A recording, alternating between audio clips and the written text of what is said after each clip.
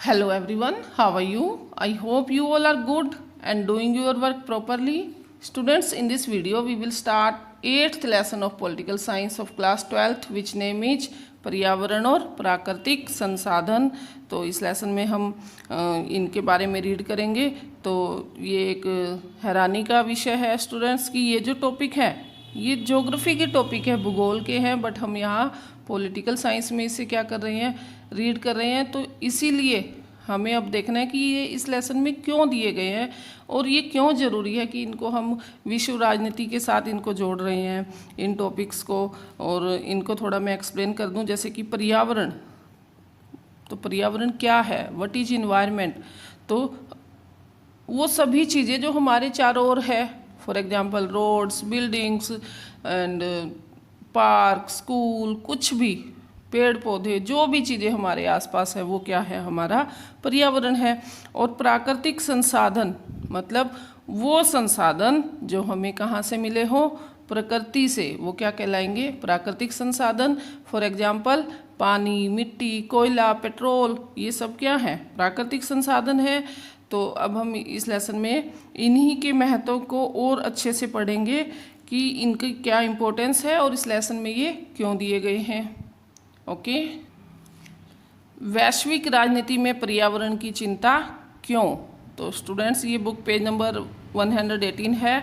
तो ये कह रहा है कि विश्व राजनीति में पर्यावरण की चिंता क्यों है हमें। अब देखते हैं क्यों। इस पुस्तक में हमने विश्व राजनीति पर बड़े सीमित अर्थों में चर्चा की है। मसलन हमने युद्ध और संधि की बातें, राज्य शक्ति के उत्थान और पतन की चर्चा हुई कि कैसे राज्य शक्ति जो है वो डेवलप हुई और कैसे वो ख़त्म हो गई। या फिर हमने अंतर्राष्ट्रीय फलक पर अपने देश की नुमाइंदगी करने वाली सरकारों और अंतर्राष्ट्रीय संगठनों की बातें की कि कैसे हमारा इंडिया जो है वो इंटरनेशनल लेवल पर भी काम कर रहा है। अध्याय 7 में हमने विश्व राजनीति के दायरे को थोड़ा बढ़ाकर उसमें गरीबी और महामारी जैसे विषय भी शामिल कर लिए हैं। ऐसा करने में कोई मुश्किल भी नहीं है क्योंकि हम सब मानते हैं कि गरीबी और महामारी पर अंकुश रखने की जिम्मेदारी किसकी है, सरकार की है। इस अर्थ में ये मुद्दे विश्व राजनीति के दायरे में ही आते हैं। अब जरा इन मुद्दों पर विचार कीजिए। क्या आप मानते हैं कि इन जैसे मुद्दे समकालीन विश्व राजनीति के दायरे में आते हैं। तो मतलब कि ये जो मुद्दे हैं स्टूडेंट्स, क्या ये हमें राजनीति में लेने चाहिए? बिल्कुल लेने चाहिए, क्योंकि सपोज की जैसे महामारी या गरीबी है, इनका इफ़ेक्ट क्या होगा, लोगों पर पड़ेगा। और लोगों पर इफ़ेक्ट पड़ेगा, बहुत ज़्यादा जान माल का नुकसान होगा बाढ़ आने से, भूकंप आने से, या बीमारी फैलने से, या दूसरे देशों की लड़ाइयों से, या हमारे पर्यावरण का ही लगा लो कि पोल्यूशन होने से, प्रदूषण होगा तो लोगों के जीवन पर क्या होगा, इफ़ेक्ट होगा, और हो भी रहा है। तो इन सब से क्या होगा, हमारा आर्थिक रूप से भी नुकसान होगा। मतलब हमारी जो आर्थिक रूप से जो कंडीशन अच्छी है वो डाउन चली जाएगी, इकोनॉमिकली हम क्या हो जाएंगे, वीक हो जाएंगे। तो ये सब क्या कौन कर सकता है इस सिचुएशन में, कौन हेल्प कर सकता है, कौन न्यू रूल एंड रेगुलेशंस बना सकते हैं, तो वो सरकार बना सकती है। और सरकार किस में आएगी, विश्व राजनीति में। इसीलिए ये टॉपिक्स यहाँ लिए गए हैं। अब देखते हैं आगे क्या है। दुनिया भर में कृषि योग्य भूमि में अब कोई बढ़ोतरी नहीं हो रही है, बिल्कुल सही है, जबकि मौजूदा उपजाऊ जमीन के एक बड़े हिस्से की उर्वरता कम हो रही है। अब उर्वरता क्या होती है, मिट्टी की उपजाऊ शक्ति, वो कम हो रही है। क्यों हो रही है, क्योंकि एक तो जगह कम है, हर कोई चाहता है कि ज़्यादा प्रॉफिट मिले, ज़्यादा फसल मिले, तो वो क्या करता है, दवाइयों का यूज करता है, पेस्टिसाइड्स एंड केमिकल्स, फर्टिलाइजर्स, इनका ज़्यादा यूज होने की वजह से मिट्टी की जो फर्टिलिटी है वो क्या हो रही है, कम हो रही है। चरागाहों के चारे खत्म होने को है। चारागाहों क्या होते हैं, जो घास के मैदान होते हैं, जो पशुओं के लिए चरने के लिए स्पेशली छोड़े जाते हैं, वो भी अब क्या हो रहे हैं, ख़त्म हो रहे हैं। क्योंकि लोग क्या कर रहे हैं, अपने विकास के लिए, अपने फ़ायदे के लिए क्या बना रहे हैं, नई नई बिल्डिंग्स बना रहे हैं, रोड्स बना रहे हैं। तो सारी जो खेती की जगह है वो तो इन चीज़ों में यूज हो रही है। और मत्स्य भंडार घट रहा है, तो पानी अगर कम होगा तो मत्स्य भंडार तो क्या होगा, कम होगा ही होगा। मत्स्य यहाँ मछली को कहते हैं। जलाशयों की जल राशि बड़ी तेज़ी से कम हुई है, उसमें प्रदूषण बढ़ा है। बिल्कुल सही बात है कि हम क्या कर रहे हैं, हम पानी को पोल्यूट ही कर रहे हैं। इससे खाद्य उत्पादन में कमी आ रही है। बिल्कुल, जब पानी ही कम होगा या पानी में प्रदूषण होगा तो वो पानी क्या करेगा, अच्छी फसल तो आएगी नहीं। ऑब्वियसली फसल की कमी ही होगी। नेक्स्ट है संयुक्त राष्ट्र संघ की मानव विकास रिपोर्ट 2016 के अनुसार विकासशील देशों की 66.3 करोड़ जनता को स्वच्छ जल उपलब्ध नहीं होता और यहाँ की 2 अरब 40 करोड़ आबादी साफ सफाई की सुविधा से वंचित है। कहाँ की? विकासशील देशों की। इस वजह से 30 लाख से ज़्यादा बच्चे हर साल मौत के शिकार होते हैं। तो हमारा इंडिया भी एक विकासशील देश है, तो यहाँ भी बहुत जगह है ये कि साफ पानी नहीं है पीने को या साफ सफाई नहीं है। प्राकृतिक वन जलवायु को संतुलित रखने में मदद करते हैं। अब कैसे करते हैं जलवायु को संतुलित रखने में? इनसे जल चक्र भी संतुलित बना रहता है। जल चक्र क्या है? वाटर साइकिल की पेड़ पौधे या जो हमारे वन है वो क्या करेंगे? वो इवोपरेशन के सिस्टम को बढ़ाएंगे। इवोपरेशन क्या होता है? ज़मीन से पानी का वाष्प बनकर ऊपर जाना, और जिससे क्या होगी? बारिश होगी, और बारिश होगी तो फिर से पौधे और हरे भरे होंगे, फसल अच्छी होगी। तो यही जल चक्र है। तो ये जो है संतुलन इसका बना रहता है किसकी वजह से? प्राकृतिक वनों की वजह से। और इन्हीं वनों में धरती की जैव विविधता का भंडार भरा रहता है। जैव विविधता मतलब बहुत से अलग अलग तरह के पेड़ पौधे होना, जिनका हम बहुत ज़्यादा यूज करते हैं। जैसे किसी का यूज हम फर्नीचर में कर रहे हैं, किसी का मेडिसिन में कर रहे हैं, तो ये जैव विविधता ही तो है। अगर सारे पेड़ पौधे कट जाएंगे तो हमें ये चीज़ें कहाँ से मिलेगी? तो ये जैव विविधता बहुत ही ज़रूरी है। लेकिन ऐसे वनों की कटाई हो रही है और लोग विस्थापित हो रहे हैं, यानी वनों को काट कर लोग क्या कर रहे हैं? खुद रह रहे हैं, वहाँ अपनी बिल्डिंग्स बना रहे हैं, अपनी फैक्ट्रियाँ, या अपने फ़ायदे के लिए लोग उस जगह को यूज कर रहे हैं। जैव विविधता की हानि जारी है और इसका कारण है उन पर्यावासों का विध्वंस जो जैव प्रजातियों के मामले में समृद्ध हैं। यानी जहाँ पर जैव विविधता ज़्यादा थी उन्हीं जगहों का मनुष्य ने क्या किया है? ज़्यादा यूज किया है, जिससे कि जैव विविधता की क्या हो रही है? हानि हो रही है। धरती के ऊपरी वायुमंडल में क्या हो रहा है? ओजोन गैस की मात्रा में लगातार क्या हो रही है? कमी हो रही है। क्यों हो रही है ये? क्योंकि पोल्यूशन बढ़ रहा है। प्रदूषण बढ़ने की वजह से हमारे पर्यावरण में CO2 बढ़ रही है, और CO2 की वजह से ओजोन परत में क्या हो रहा है? इसे ओजोन परत में छेद होना भी कहते हैं। इससे पारिस्थितिक तंत्र और मनुष्य के स्वास्थ्य पर एक बड़ा खतरा मंडरा रहा है। तो कैसे है ये? मनुष्य के स्वास्थ्य पर कैसे है बड़ा खतरा? कि जैसे जैसे ओजोन लेयर में जो है छेद हो रहा है, जिसकी वजह से सूरज की जो रोशनी है वो सीधे हमारी स्किन पर आ रही है, जिससे कि क्या हो रहा है? स्किन डिजीज फैल रही है। फॉर एग्जांपल कैंसर बढ़ रहा है। तो अगर ये छेद ना हो तो सूरज की जो किरणें हैं वो ओजोन लेयर से छन कर हमारे पास आती है, जिससे कि हमारी स्किन पर कोई इफेक्ट नहीं होता, बट हमारे ही कामों की वजह से ये क्या हो रहा है? ओजोन लेयर में छेद हो रहा है, और जो कि हमारी स्किन पर सीधा इफेक्ट करती है सूरज की रोशनी। पूरे विश्व में समुद्र तटीय क्षेत्रों का प्रदूषण भी बढ़ रहा है, यानी समुद्र के किनारे वाले जो पार्ट हैं उनका प्रदूषण भी बढ़ रहा है। यद्यपि समुद्र का मध्यवर्ती भाग अब भी अपेक्षाकृत स्वच्छ है, यानी बीच का जो पानी है समुद्र का वो अब भी साफ है, बट जो किनारे पर, क्योंकि लोग जो है वो ज़्यादा अटैच किससे रहेंगे? किनारे से। किनारे के पास घर बनाते हैं, रहते हैं, या वहाँ बीच पर घूमने जाते हैं, तो वहाँ क्या करते हैं? वो पोल्यूट करते हैं। लेकिन इसका तटवर्ती जल जमीनी क्रियाकलापों से प्रदूषित हो रहा है। यानी तटवर्ती, तट क्या होता है? किनारे वाला जो जल है वो क्या हो रहा है? जो उन किनारे पर जो क्रियाकलाप हो रहे हैं उनसे क्या हो रहा है? वो जल प्रदूषित हो रहा है। पूरी दुनिया में समुद्र तटीय इलाकों में मनुष्य की सघन बसाहट जारी है, यानी कि मनुष्य रहना शुरू कर रहे हैं या रह रहे हैं कहाँ पर? समुद्र के किनारे पर। और इस प्रवृत्ति पर अंकुश न लगा तो समुद्री पर्यावरण की गुणवत्ता में भारी गिरावट आएगी, यानी कि पानी की जो गुणवत्ता है वो क्या हो जाएगी? कम हो जाएगी, क्योंकि वो पोल्यूशन ज़्यादा होगा वहाँ।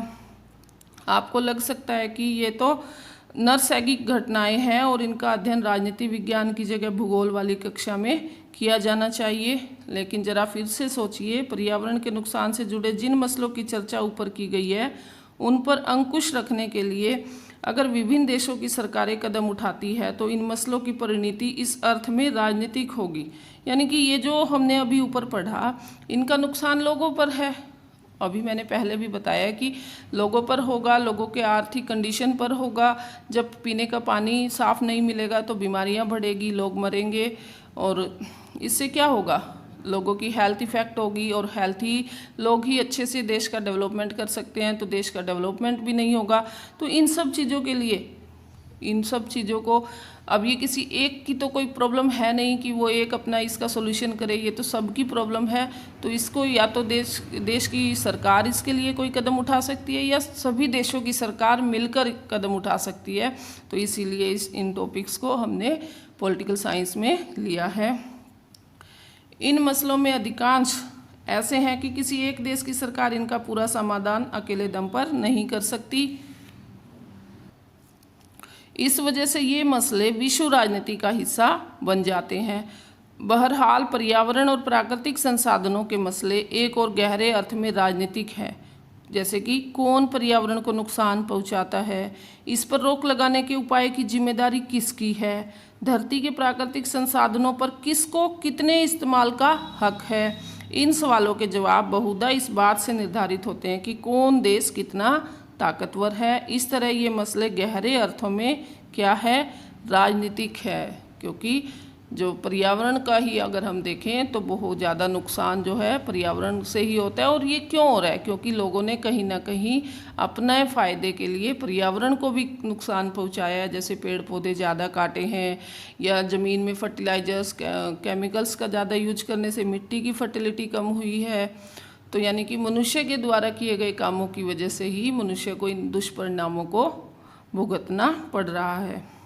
हालांकि पर्यावरण से जुड़े सरोकारों का लंबा इतिहास है, लेकिन आर्थिक विकास के कारण पर्यावरण पर होने वाले असर की चिंता ने 1960 के दशक के बाद से राजनीतिक चरित्र ग्रहण किया। यानी 1960 के बाद, 1960 से पहले की अगर हम बात करें तो कोई भी सरकार इन विषयों पर नहीं सोचती थी कि पेड़ पौधे कट रहे हैं तो इसका हमें आगे चलकर नुकसान होगा, या केमिकल्स का यूज हो रहा है तो इसका हमें नुकसान होगा। ये 1960 के बाद पर्यावरण के बारे में सोचा गया। वैश्विक मामलों से सरोकार रखने वाले एक विद्वत समूह, यानी कि विश्व के मामलों की जानकारी रखने वाले एक ग्रुप ने है जिसका नाम है क्लब ऑफ रोम, ने 1972 में लिमिट्स टू ग्रोथ, यानी कि जो ग्रोथ हो रही है, जो विकास हो रहा है देशों का, उसको क्या होना चाहिए, लिमिट में होना चाहिए, एक शीर्षक से एक पुस्तक प्रकाशित की। यानी इस बुक का नाम ये रखा गया कि लिमिट्स टू ग्रोथ, यानी ग्रोथ की एक लिमिट होनी चाहिए। जिस तरीके से ग्रोथ अब देश कर रहे हैं, आगे चलकर हमें उनका नुकसान भी होगा। यह पुस्तक दुनिया की बढ़ती जनसंख्या के आलोक में प्राकृतिक संसाधनों के विनाश के अंदेशे को बड़ी खूबी से बताती है। यानी कि प्राकृतिक संसाधनों के विकास के अंदेशे को बड़ी खूबी से बताती है। यानी कि जो जैसे जैसे जनसंख्या बढ़ रही है वो क्या करेगी, संसाधनों का ज़्यादा से ज़्यादा यूज करेगी। और एक बार प्राकृतिक संसाधन, अगर आपको पता हो कि ये अगर प्राकृतिक संसाधन एक बार ख़त्म हो जाते हैं तो इनको बनने में हज़ारों साल लगते हैं। फॉर एग्जांपल कोयला है, पेट्रोल है, अगर हम इनका ओवर यूज करेंगे तो ये क्या होंगे, ख़त्म हो जाएंगे। और इनकी जो बनने की प्रोसेस है वो बहुत ही लंबी है। जो आज हम जो यूज कर रहे हैं वो उनको बनने की जो प्रोसेस थी वो 1000 साल पहले शुरू हो चुकी थी। यानी कि अगर अब हम यहाँ ख़त्म कर देते हैं किसी भी प्राकृतिक संसाधन को तो वो फिर से बनने में तो बहुत टाइम लगेगा। नेक्स्ट है संयुक्त राष्ट्र संघ पर्यावरण कार्यक्रम, तो यूनाइटेड नेशन इन्वायरमेंट प्रोग्राम सहित अनेक अंतर्राष्ट्रीय संगठनों ने पर्यावरण से जुड़ी समस्याओं पर सम्मेलन कराए और इस विषय पर अध्ययन को बढ़ावा देना शुरू किया।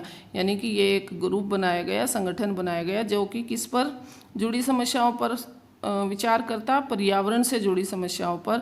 इस प्रयास का उद्देश्य पर्यावरण की समस्याओं पर ज़्यादा कारगर और सुलझी हुई पहलकदमियों की शुरुआत करना था।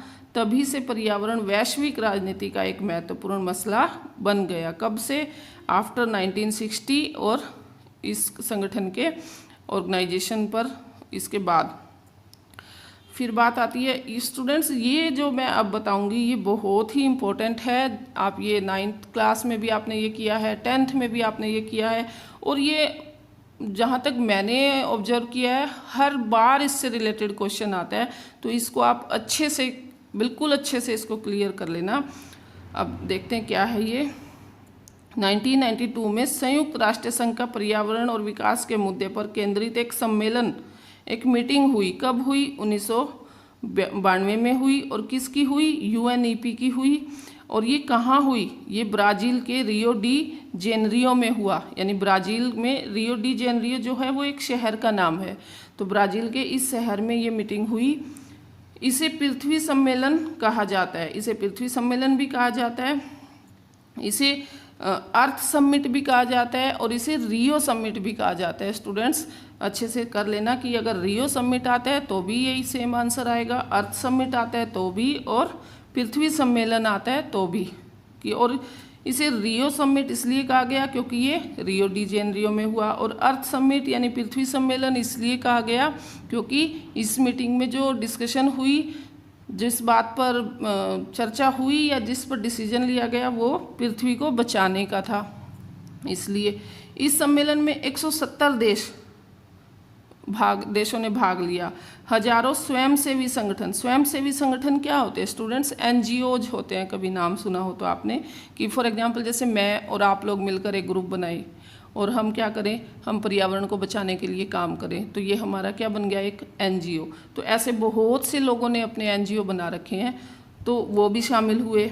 फिर अनेक बहुराष्ट्रीय निगमों ने भाग लिया। अब बहुराष्ट्रीय निगम क्या होते हैं? ये वो कंपनीज होती हैं जो किसी दूसरे देश के लिए काम करती है, तो उन कंपनियों ने भी भाग लिया।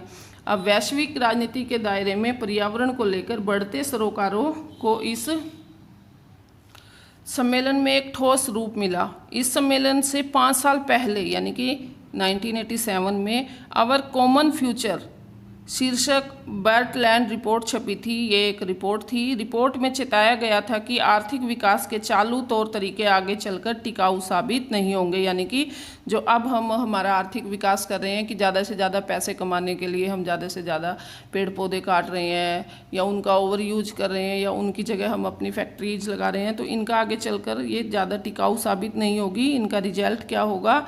बुरा होगा।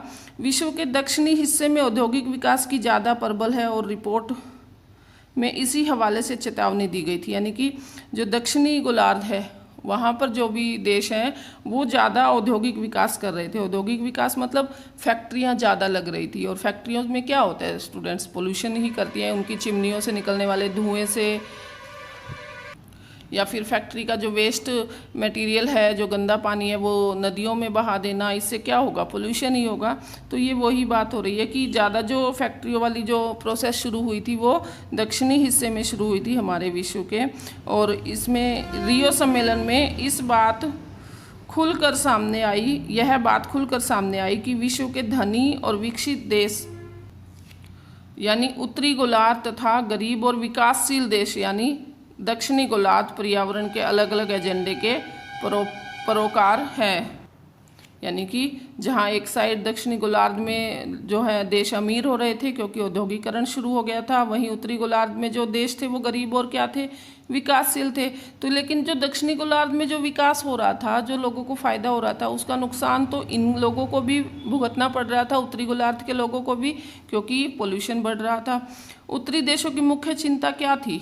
ओजोन परत की छेद और वैश्विक ताप वृद्धि यानी कि ग्लोबल वार्मिंग को लेकर थी। दक्षिणी देश आर्थिक विकास और पर्यावरण प्रबंधन के आपसी रिश्ते को सुलझाने के लिए ज़्यादा चिंतित थे।